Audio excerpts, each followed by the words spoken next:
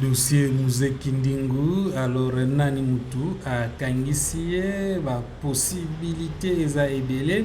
Possibilité moko ezali ya héritier Watanabe, possibilité mosusu ezali ya Fally Ipupa et possibilité mosusu ezali ya Mike Kalambai et Maajabu. Ok, Maajabu. Alors donc ce Wata kangisi ye eza plus dans sens. Ok, Wata za un album na marché, Wata a collaboré avec le monsieur, donc ils ont un sens. Ok, Wata sepelité ndenge le monsieur ba analyse naie pour l'album naie chemin de la gloire ba nini tout ça nyonso ekene na oka bien déjà marketing ya stade asalamu mabe, bon pas mabe mais ils ont ampleur te ndenge marketing wa salili fere ezwaka Wata bengaka ye agangela ye et voilà wana elika sikoyo chemin de la gloire edimi Wata azwi lilimbu.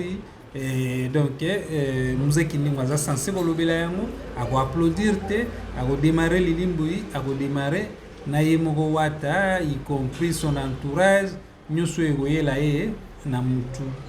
Ok, alors totie na dossier Wata pembeni tokei dossier ya Moïse Mbie, possibilité ke ligolo ya Moïse Mbie nde bakangi ye, c'est-à-dire Maajabu bakangi ye parce que alobi mabe aye na diffamation à l'égard ya Maajabu, à l'égard ya Mike Kalambai, alors va porter plainte. Ils ont un désavantage pour la Ferregola. Ferregola est censé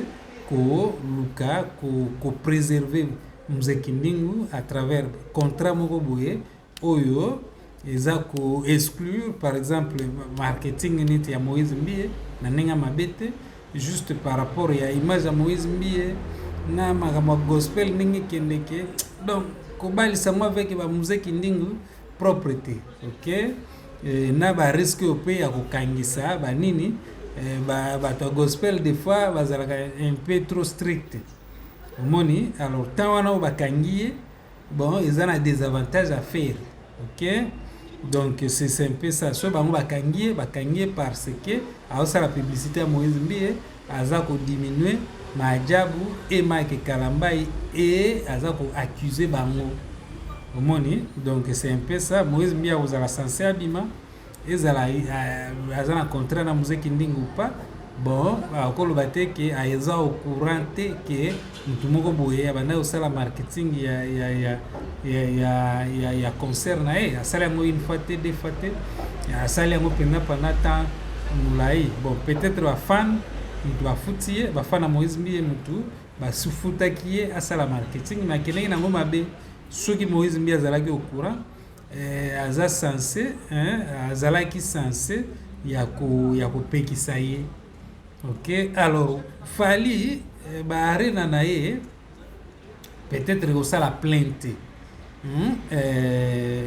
donc Bordeaux na Lyon. Ok, deux arena na ye wana et ça peut ne pas faire plein mais soko kokangisa Muzeki Ndingu na batemps oyo Fally na temps oyo Muzeki Ndingu alati mpenza image ya fere, donc quelque part ouais maneti Fally bon andimi des fêtes par rapport à ba arena, donc ça la bienté et ça la propreté. Je ne pense pas que ezali Fally mutu akangisi ye soki eza Fally te des fois ezalaka proche ya Fally proche ya Fally moko aza lese na likambo moko boye journaliste alobaki à son égard bon qui a porté plainte mais Fally akoki a déconseiller la personne soki mutu yango atunaki conseil voilà te bwaki ça ou bien nini tout ça.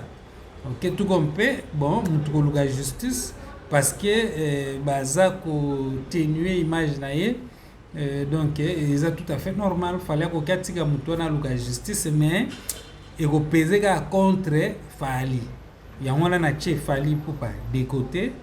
Ok, Fally aza na bastratégie ebele donc ate esali sold out te mais akoki vraiment a maximiser réussite wana ya baévénement na ye avec bastratégie mosusu. Stratégie akokangisa Muzeki Ndingu bon eza possible soki peut-être auti kolese makasi ou je ne sais pas quoi mais c'est très improbable. Na tche Fally Ipupa de côté, na tche Maajabu et Mike Kalamba de côté, na se focaliser kaka sur Héritier Watanabe. Donc au combo petangami et eza plus na sens na côté wana. Bon, des fois que tu vas plainte mususu ezalaka balukaka mutu yango.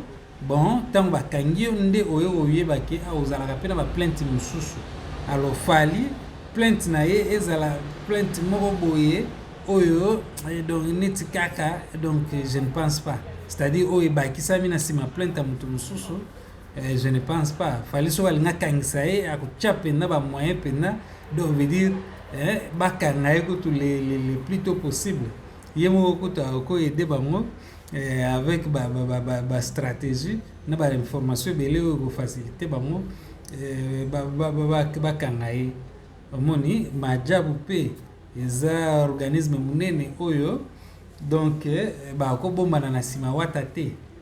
Donc c'est un peu ça. Yaye penda ekozala plus mutu moko na bato mususu oyo peut-être toujours imaginer te.